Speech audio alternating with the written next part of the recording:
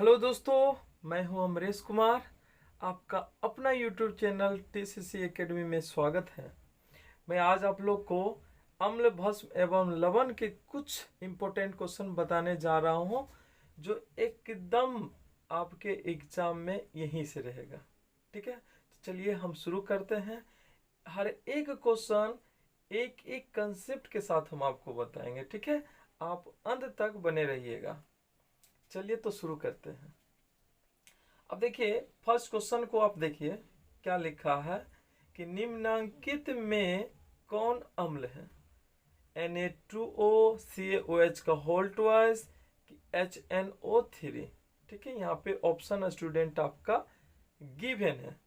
तो पहले तो आप समझेंगे अम्ल क्या है, तब तो आप बना पाएंगे ना।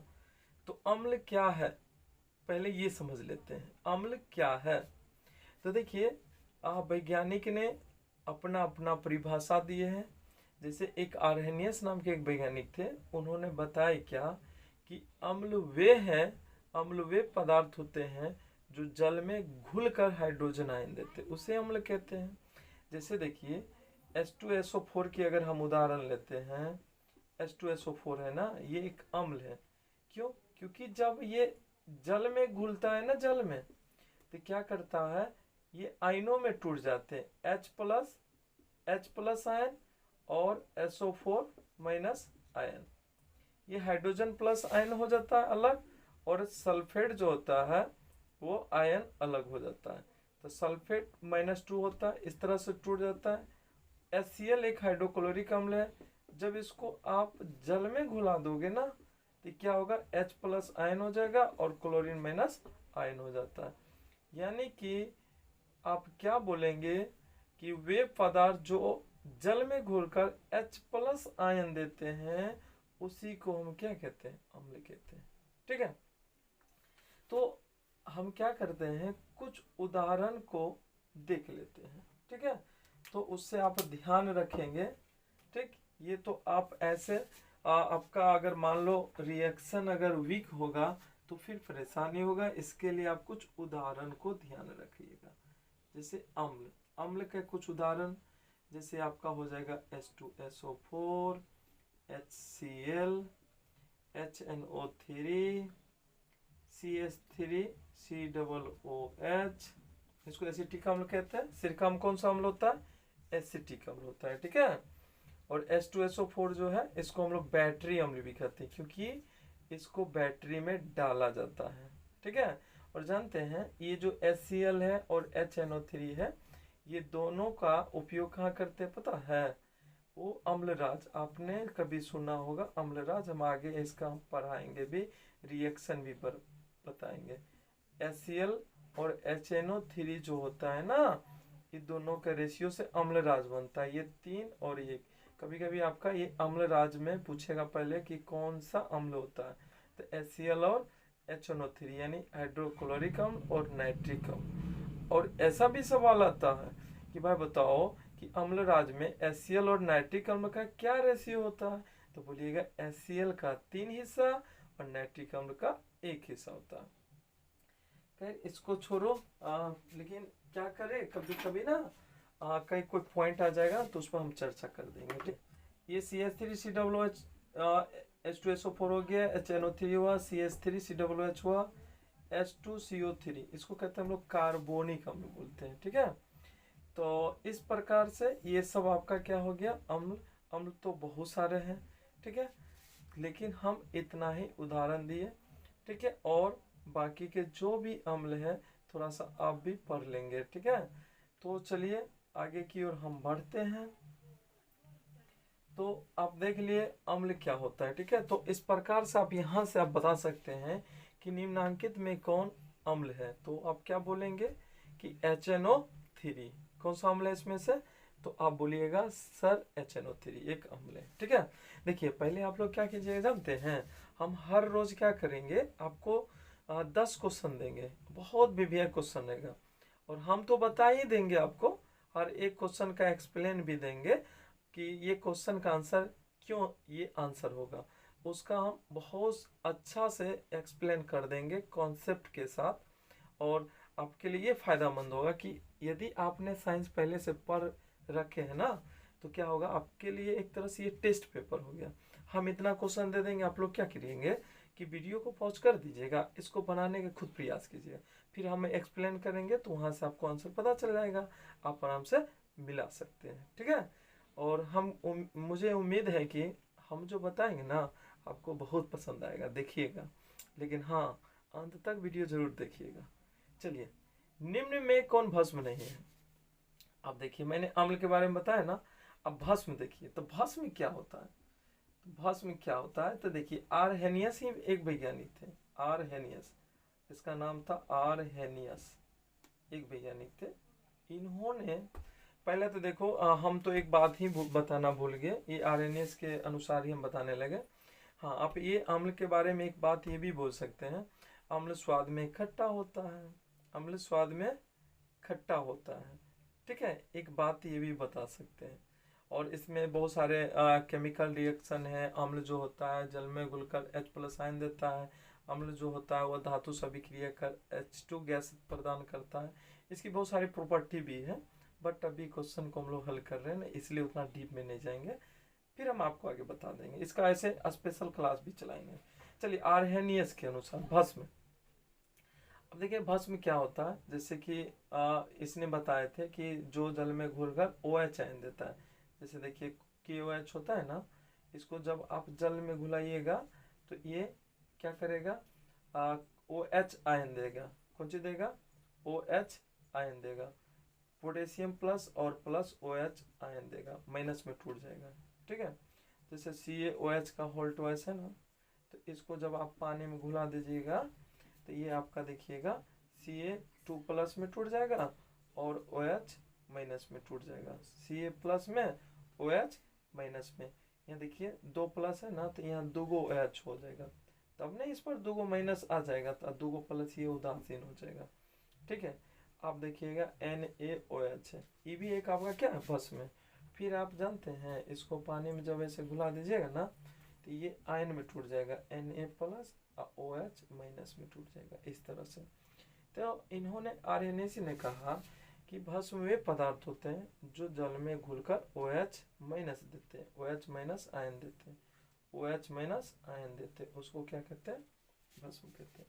और भस्म जानते हैं स्वाद में क्या होता है, स्वाद में कड़वा होता है, स्वाद में क्या होता है, क्या होता है, कड़वा होता है, स्वाद में कड़वा। आप देखे होंगे जैसे भस्म क्या कहते हैं, वो राख जैसे है ना, राख, राख में भस्म होता है।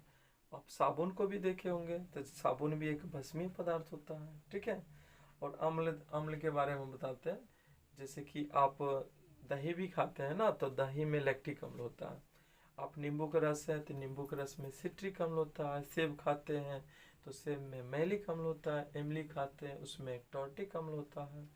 इस तरह से ये सब अम्ल होता है। ठीक है, इस सब में अम्ल पाया जाता है, वो भी हम आगे बताएंगे। ठीक, अम्ल भस्म लवण का जितना भी VVI क्वेश्चन होगा हम एक एक कराएंगे कंसेप्ट के साथ।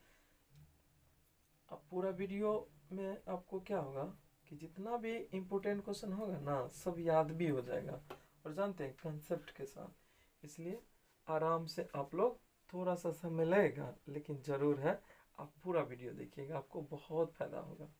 ठीक है, देखिए अब बता सकते हैं कि इसमें से भस्म, इसमें कहता है भस्म नहीं है, भस्म नहीं है, तो देखिए भस्म तो ये नहीं होगा, सी नहीं होगा, सी भस्म नहीं, ये जानते हैं ये तो लवण होता है। आप कहें सर आप तो बताए कि OH वाला, तब तो ये भी भस्म नहीं है। देखिए ये तो भस्म, ये तो भस्म है। आज कहिएगा सर ये OH आप बताए लेकिन ZNO है, तो एक बात जानते हैं, तो ZNO जो है ना, धातु के ऑक्साइड जो होता है वो क्षारीय होता है। एक बात, जो भी धातु होगा जैसे CuO, ZNO, Fe2O3 सब ना क्षारीय प्रवृत्तिक होगा, क्योंकि मेटल का ऑक्साइड यानी धातु का ऑक्साइड जो होता है वो क्षारीय होता है। तो क्षारीय, ये भी भस्म को अगर जल में मिलाते हैं तो ये क्षारीय है, यानी कि जल में घुले भस्म को क्षार कहते हैं, और ये भी क्षारीय प्रदर्शित करेगा। तो यहाँ सवाल करता है निम्न में से कौन भस्म नहीं है, तो इसमें आंसर क्या होगा, NaCl नहीं है। चलिए, आशा करता हूँ आपको समझ में आ रहा होगा, ठीक है। और भस्म के उदाहरण ले लीजिए ना, जैसे CaOH का होल ट्वाइस हो गया, KOH हो गया, MgOH का होल ट्वाइस हुआ, ये सब क्या है, भस्म है। NaOH हो गया, ये सब क्या है, भस्म है, ठीक है। इस सबको क्या कहते हैं हम लोग, भस्म कहते हैं, ठीक है। इसको ध्यान रखेंगे। चलिए अब आ जाइए, निम्नांकित में कौन लवण है। तो देखिए लवण कौन हो जाएगा, इसमें से बी आंसर होगा, लवण। देखिए लवण जो होगा ना, उसमें ध्यान रखिएगा, लवण वाला में ना H+ आयन वाला कुछ होगा और ना ही OH- वाला होगा, ये दोनों नहीं होगा। तो वो क्या होगा, आपका लवण होगा, ठीक है। हाँ, कभी देखिएगा कुछ ऐसा भी लवण होगा जो OH वाला होगा, तो OH वाला होगा तो वो एक भास्मिक लवण हो जाता है, ठीक है। और कभी आपका अम्ल वाला गुण अगर ज्यादा होगा ना, तो उसको हम लोग अम्लीय लवण कहते हैं, आगे हम लोग बता देंगे उसमें, ठीक है। तो यहाँ पे क्या क्वेश्चन था, कौन लवण है, तो आपका क्या है, NaCl एक लवण है। जानते लवण कैसे बनता है, थोड़ा सा हम बता ही देते हैं आपको। तो जब अम्ल और भस्म आपस में रिएक्ट करता है तो लवण बना लेता है, जैसे दिखाते हैं आपको, HCl है और NaOH है ना। तो देखिए ये हाइड्रोजन प्लस होता है और ये यहाँ पे OH- होता है, OH पर माइनस होता है, ठीक है। फिर क्लोरीन माइनस होता है, N पर Na सोडियम प्लस होता है, ठीक। तो आपको पता है कि सोडियम अगर प्लस है तो माइनस के साथ मिलेगा, तो ये बना लेगा NaCl, ठीक है। क्योंकि पॉजिटिव निगेटिव से नहीं अट्रैक्शन होता है, तो दोनों मिलकर NaCl बना लिया और इधर से ये जल आउट हो जाएगा। तो इसी को हम लोग बोलते हैं लवण बोलते हैं, ये आपका लवण हो गया और ये जल बनता है। और ऐसे सवाल में आपको ऐसा भी क्वेश्चन पूछेगा कि जब अम्ल भस्म से रिएक्ट करता है तो क्या सब बनाता है, तो आप बोलिएगा लवण और जल बनाता है, लवण और जल बनाता है। फिर देखिए स्टूडेंट, H2SO4 को अगर हम रिएक्ट करा देते हैं किससे, KOH से, तो देखिए ये अम्ल है और ये भस्म है, ये सल्फ्यूरिक अम्ल है और ये पोटेशियम हाइड्रोक्साइड है, पोटेशियम हाइड्रोक्साइड है। अब देखिए दोनों रिएक्ट करेगा, तो देखिए ये हाइड्रोजन प्लस मूलक होते हैं, H2SO4 है ना, ये गलती लिख दी, H2SO4, और ये माइनस मूलक होता है, फिर ये प्लस होता है, ये माइनस होता है। तो सबको पता है भाई प्लस माइनस से मिलेगा, तो ये पोटेशियम सल्फेट से मिलेगा, तो ये बना लेगा K2SO4 और प्लस जल बना लेगा। अब क्या सर यहाँ पर एक क्या पोटेशियम था लेकिन यहाँ 2 को क्या आ गया, भाई साहब एक बात ध्यान रखिएगा, सल्फेट पर 2 माइनस होता है और पोटेशियम पर सिंगल प्लस होता है, तो 2 माइनस है तो 2 रहेगा, 2 पोटेशियम रहेगा तब ना 2 प्लस बनाएगा, इसलिए K2SO4 इस तरह से। और नहीं ऐसे समझते थे, एक बात और ध्यान रखिए, पोटेशियम और सल्फेट है, इसकी वैलेंसी 2 होता है और पोटेशियम का 1 होता है, और इसकी सूत्र लिखिएगा तो क्या लिखिएगा, K2 और इसको ऐसे मिला दीजिए तो K2SO4 हो जाएगा, ठीक है। तो मैं आशा करता हूँ आप लोग को अच्छा लगता होगा, ठीक है। तो इस प्रकार से लवण बनता है, अम्ल भस्म से रिएक्ट करके लवण बनाता है। अब देखिए अम्ल नीले लिटमस पत्र को क्या करता है, तो अम्ल जो होता है वो नीले लिटमस पत्र को लाल करता है, और अगर भस्म होता तो वो लाल को नीला करता है, भस्म लाल को नीला करता है और अम्ल नीले लिटमस पत्र को लाल करता है। बहुत अच्छा क्वेश्चन है, ध्यान रखिएगा। किसी विलयन का पीएच मान 7 से कम है तो वो कैसी प्रकृति उसकी होती है, जानते हैं।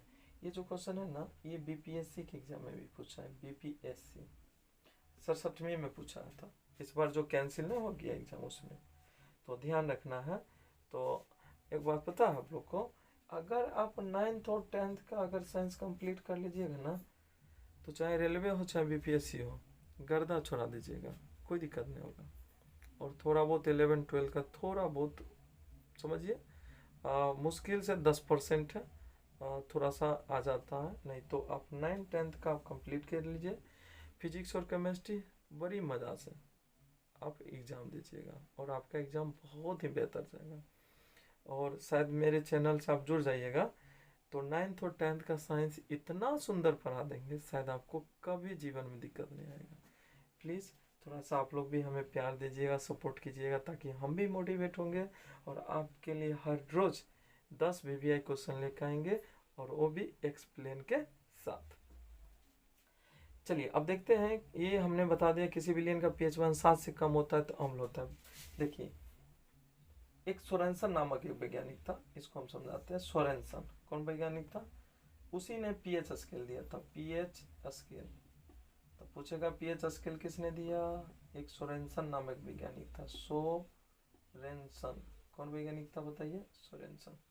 सोरेनसन नाम के एक वैज्ञानिक था, शायद 1909 में दिया था, 1909 में।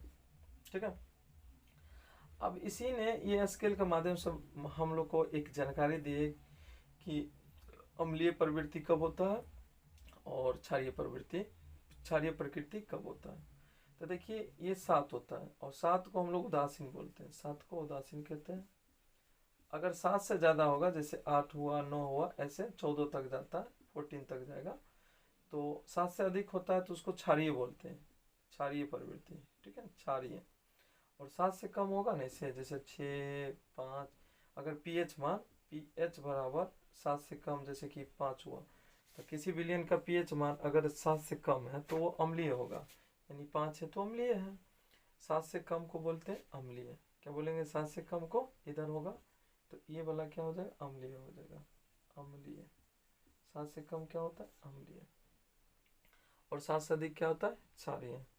और एक बात यहाँ पर ध्यान रखिएगा आप लोग कि 7 के आसपास जो होगा ना, वो दुर्बल अम्ल होगा, दुर्बल भस्म। जैसे कि 6, अगर किसी विलियन का pH मान 6 है तो कहेगा कि बताइए दुर्बल अम्ल है कि प्रबल अम्ल है, तो बोलिएगा आप दुर्बल अम्ल है।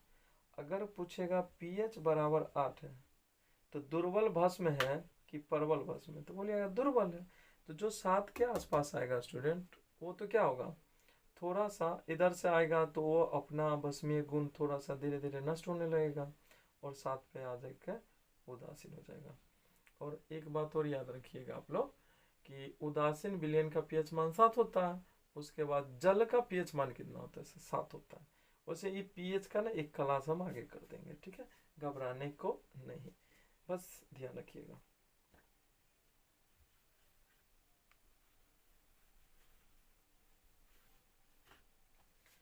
अब देखिए उदासीन विलयन का pH मान तो ये 7 होता है, अभी ही बताइए। CO2 जल से अभिक्रिया कर क्या बनाता है? तो ये कार्बोनिक अम्ल बनाता है। बहुत अच्छा क्वेश्चन है। जल CO2, जैसे CO2 है ना, H2O, ये दोनों आपस में रिएक्ट करेगा तो क्या बनेगा? आपको बना लेगा H2CO3 बना लेते हैं। इसी को बोलते हैं हम लोग कार्बोनिक अम्ल बोलते हैं, कार्बोनिक अम्ल। कभी कभी सूत्र पूछता है कि कार्बोनिक अम्ल का सूत्र लिखिए, तो H2CO3 को हम लोग बोलते हैं कार्बोनिक अम्ल बोलते हैं। ठीक है, ध्यान रखेंगे आप लोग। अच्छा ये आप देखिए प्रबल भस्म कौन? अभी ही हम चर्चा किए थे प्रबल भस्म। तो जो 7 से दूर रहेगा, जैसे 14 हुआ ना, 7 के आसपास रहेगा तो क्या हो? दुर्बल। और जितना दूर जाइएगा तो वो प्रबल कहलाएगा। 7 से ज़्यादा जितना दूर जाइएगा वो प्रबल भस्म होता है। तो इसमें प्रबल भस्म आपका तो सोडियम हाइड्रोक्साइड हो जाएगा। का है देखिए, सोडियम अधिक NaOH KOH ये सब जो होता है ना, प्रबल होता है, क्योंकि ज़्यादा अभिक्रियाशील धातु होता है सोडियम पोटेशियम। ठीक है, रसोई घर में कौन सा लवण उपयोग होता है? लवण बहुत तरह का होता है, अम्लीय लवण, भास्मिक लवण, ठीक है, उदासीन लवण, 3 टाइप के लवण होता है, आगे हम पढ़ाएंगे। तो रसोई घर में कौन सा करते हैं हम लोग? NaCl का करते हैं। ठीक है, ध्यान रखेंगे। उसके बाद 10वीं नंबर एक क्वेश्चन है, अधातु का ऑक्साइड क्या होता है? तो अधातु का ऑक्साइड आपका अम्लीय होता है, अधातु का ऑक्साइड अम्लीय, और धातु का ऑक्साइड क्षारीय। 2 बात याद रखेंगे। अधातु का ऑक्साइड जैसे अगर कहेगा, जैसे कार्बन आपका अधातु है, O2 से रिएक्शन करेगा तो बना लेगा CO2। पूछेगा कि CO2 का बताइए प्रकृति क्या होता है? तो ये अम्लीय होता है। अब बताइए ये कैसे ये मतलब पता चला होगा? तो सीधी बात है, इसके विलयन में आपको क्या किया होगा? एक तरह समझिए नीला लिटमस पत्र को डाला होगा तो वो लाल की तरह हो गया होगा। तो ऐसा भी आप बता सकते हैं। ठीक है, और धातु का ऑक्साइड अम्लीय होता है। धातु का ऑक्साइड जैसे ZNO क्या होगा? ई कैसा प्रकृति होगी इसकी? क्षारीय। CuO का कैसा होगा? क्षारीय। ठीक है, CO2 का क्या होगा? SO2 का कैसा होगा, इसका अम्लीय, ये क्या हो जाएगा आपका अम्लीय। जो भी अधातुक ऑक्साइड होते हैं वो अम्लीय होते हैं और धातुक ऑक्साइड क्षारीय होता है। बहुत भी क्वेश्चन है, इसको आप लोग ध्यान रखिएगा, ठीक है।